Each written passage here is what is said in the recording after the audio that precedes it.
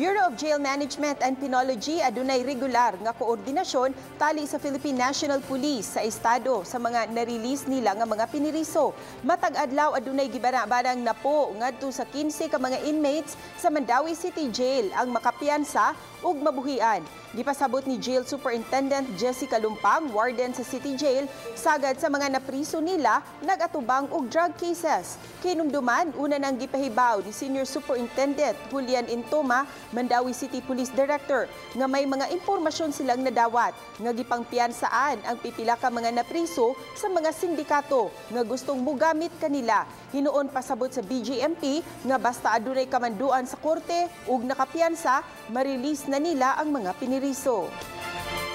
Yan ay mga personalities nga kipiyansaan kay gamiton during election. Sa among side, wala mi monitoring ana niya kay purely raman o kung say naasa mua o na sila available ilang kaso kung na sila i-release order mo ramang gunay mong buhaton mo silang i-release.